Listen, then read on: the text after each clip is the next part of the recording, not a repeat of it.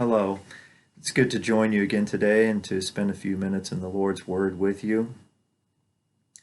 The last 2 weeks, we've looked at Psalm 100, and what I'd like to do today is to kind of tie together some of the things that we've looked at and considered in this psalm.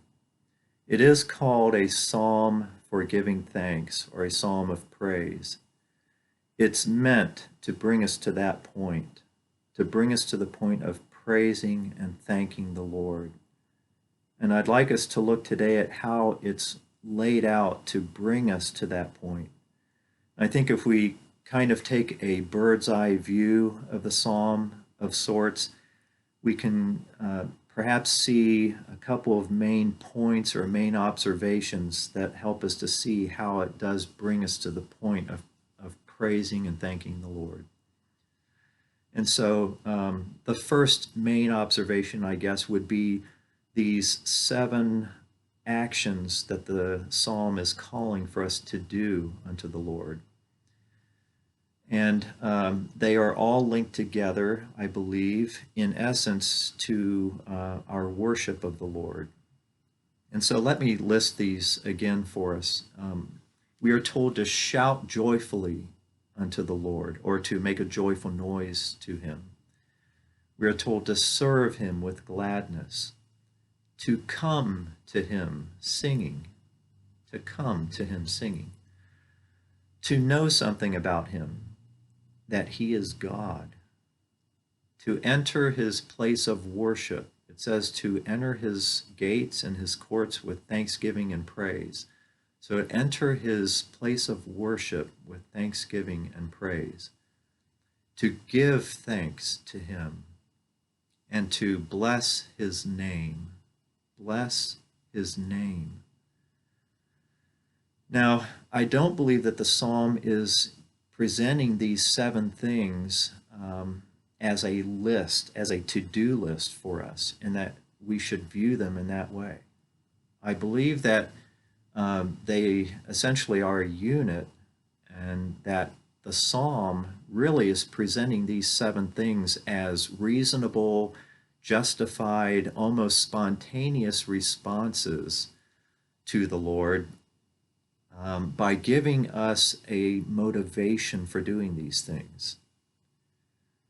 And so I believe that the psalm does give us a main motivation for doing these things, and that main motivation is the Lord himself.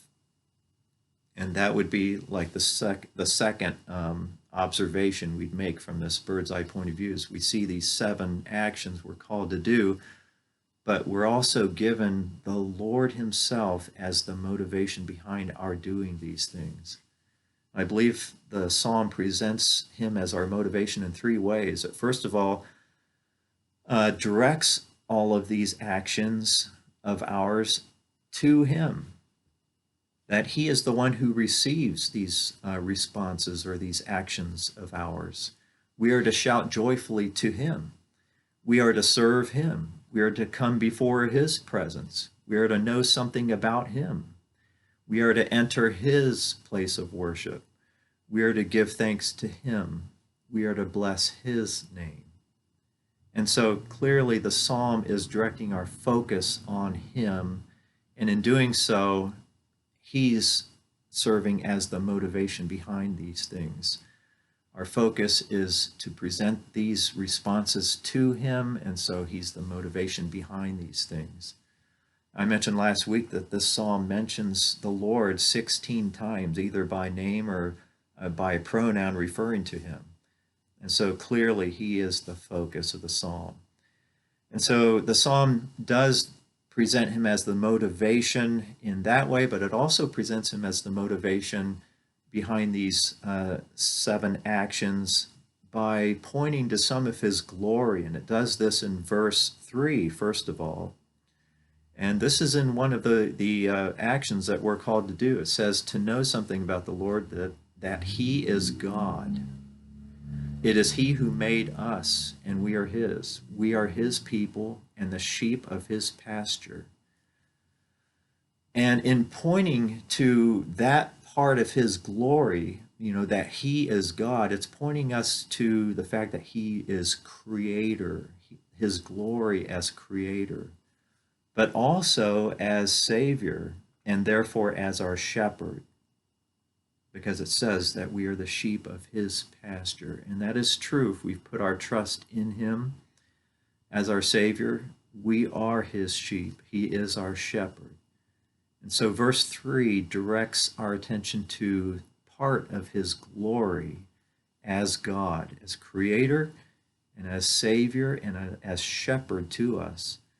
And it does this again in verse 5. This is the third way that the psalm presents the Lord as the motivation behind these 7 actions we're called to do, is that after listing these things, verse 5 concludes by saying, do these things because the Lord is good.